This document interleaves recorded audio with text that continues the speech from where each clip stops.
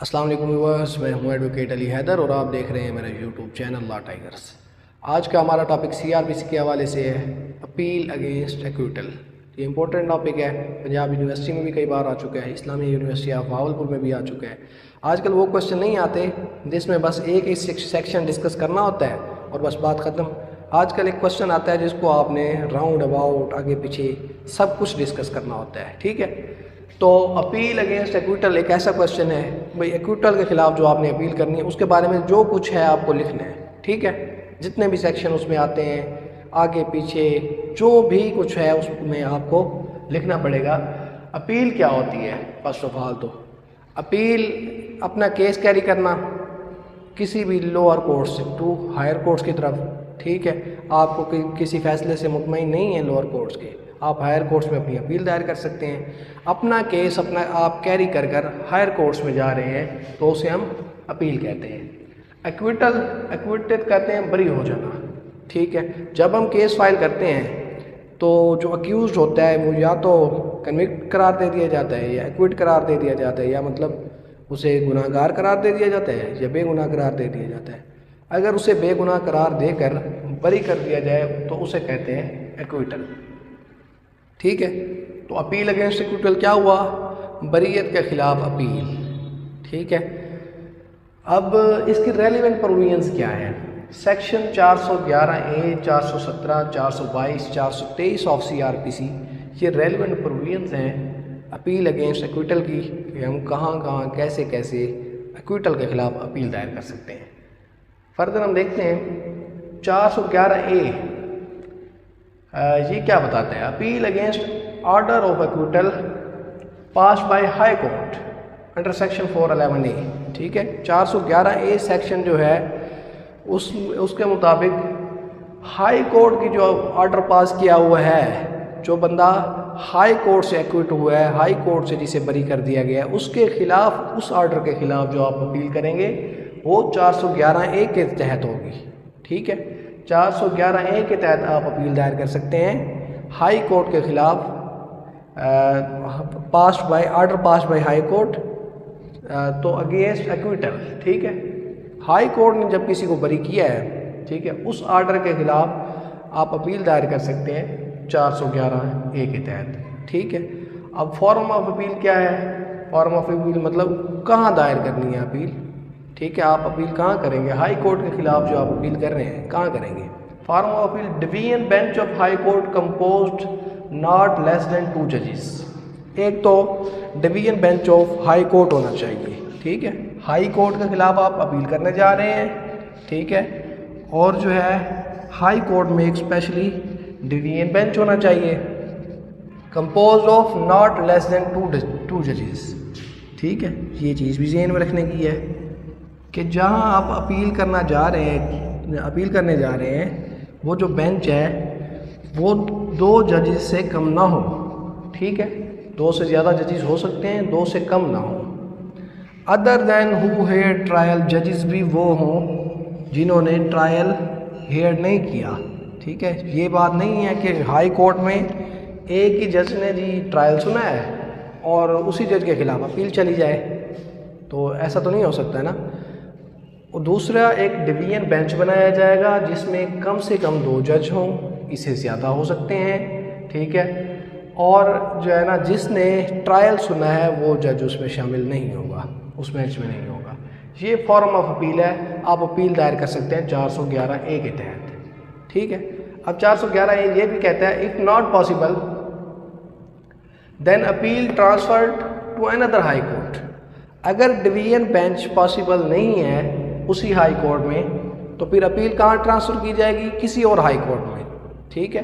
Under section 427 of CrPC, 527 of CrPC, 527 दफ़ा के तहत किसी और हाई कोर्ट में वो अपील दायर की जाएगी अगर डिवीजन बेंच हाई कोर्ट में, उस हाई कोर्ट में मुमकिन नहीं है तो, ठीक है। अब जी 417 देखें हम, 417 सेक्शन के तहत क्या होगा? Appeal against order of any court other than high court. High court के अलावा जितनी भी कोर्ट्स हैं उनके फैसले के खिलाफ आप अगर अपील करना चाहते हैं तो फिर आप क्या करेंगे? 417 के तहत अपील करेंगे, ठीक है। अब इसमें क्या है, फॉर्म ऑफ अपील, इसमें form of appeal only high court है, ठीक है। अदर देन हाई कोर्ट किसी भी ऑर्डर के ख़िलाफ़ आप अपील करना चाहते हैं तो सिर्फ हाई कोर्ट में जाकर आप अपील कर सकते हैं। हु में अपील कर कौन कौन सकता है, ठीक है। इसमें जी प्रोविंशियल गवर्नमेंट भी अपील कर सकती है, इसमें कंप्लेनेंट भी अपील कर सकता है, इसमें एनी एग्रीव्ड पर्सन भी अपील कर सकता है जिसको कोई रंज पहुँचे, किसी को भी रंज पहुँच गया है कि ये इस बंदे को बरी कर दिया गया है, इससे मुझे रंज हुआ है, मुझे ये फ़ैसला ठीक नहीं लगा, वो भी अपील कर सकता है। So any aggrieved person, complainant और प्रोविंशियल गवर्नमेंट, ये तीनों अपील कर सकते हैं 417A के तहत। जबकि 411A के तहत ओनली प्रोविंशियल गवर्नमेंट अपील दायर कर सकती है, ठीक है। अब लिमिटेशन आ जाती हैं सब। प्रोविंशियल गवर्नमेंट जब अपील करती है तो उस पर क्या लिमिटेशन है, उस पर एक लिमिट तो ये है कि कंप्लेंट जब की जाती है, दो चीज़ होती है ना, या तो FIR होती है उसका केस कैरी किया जाता है या फिर कंप्लेंट होती है। अगर कंप्लेंट हुई है तो प्रोविंशियल गवर्नमेंट उस केस को कैरी करके अपील नहीं कर सकती, ठीक है। वो कंप्लेनेंट अपील करेगा क्योंकि कंप्लेनेंट ने एक स्पेशल लीव ग्रांट की हुई होती है हाई कोर्ट से। सो जो कंप्लेंट की हुई है उस फैसले के ख़िलाफ़ आप अपील करने प्रोविंशियल गवर्नमेंट नहीं कर सकती, और कंप्लेनेंट तो ज़ाहिर करेगा, उसने खुद स्पेशल लीव ग्रांट की हुई है, ठीक है। Can not appeal against acquittal case instituted upon complaint, ठीक है। कंप्लेंट पर प्रोविंशियल गवर्नमेंट के अपील फाइल नहीं कर सकती। टाइम पीरियड ऑफ 6 मंथ्स, अच्छा 6 माह का टाइम है प्रोविंशियल गवर्नमेंट के पास, सूबाई गवर्नमेंट के पास 6 माह का टाइम है। 6 माह के अंदर अंदर वो अपील कर सकती है, उसके बाद वो नहीं कर सकती। इसी तरह लिमिटेशन फॉर कंप्लेनेंट देखें, ठीक है।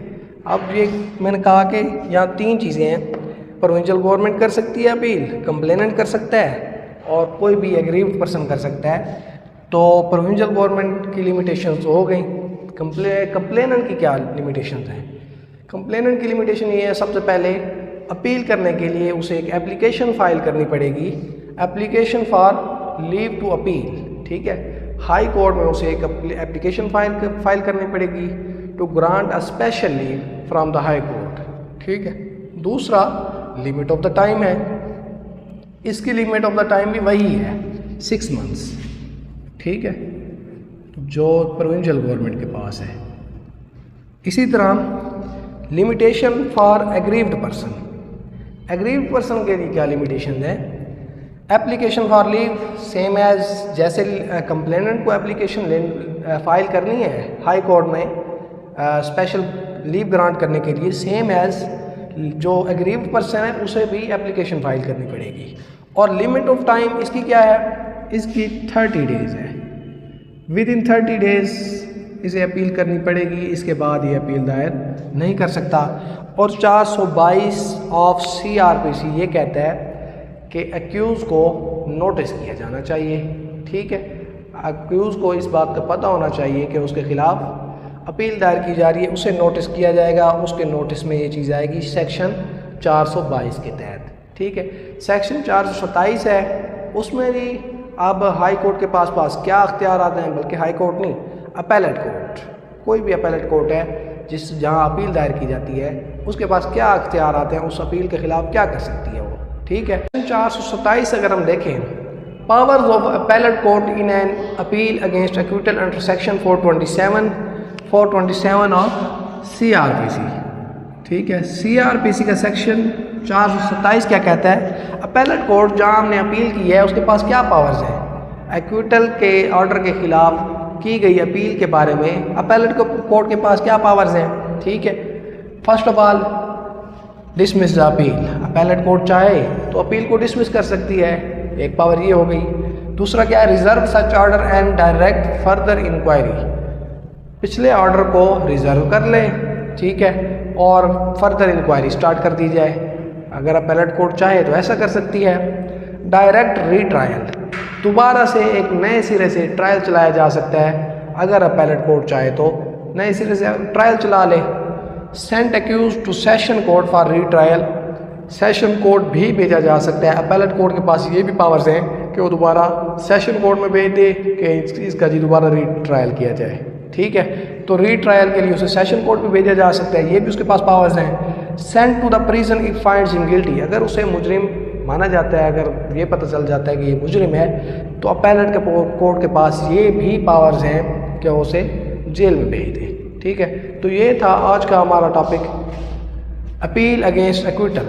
एक्विटल के ख़िलाफ़ हम कहाँ कहाँ अपील कर सकते हैं और कैसे कैसे कर सकते हैं। एक टोटली हमने एक टॉपिक देखा और उसमें जो है पावर्स भी देखी अंडर सेक्शन 427 ऑफ CRPC के तहत अपैलेट कोर्ट के पास क्या पावर्स हैं और अपील कहाँ कहाँ हो सकती है, कौन कौन अपील कर सकता है। ये आज का हमारा टॉपिक था। नेक्स्ट CRPC या अदर लॉज के टॉपिक से अवेयर रहने के लिए हमारे चैनल को सब्सक्राइब करें, हमारे साथ रहिएगा। अल्लाह हाफिज़।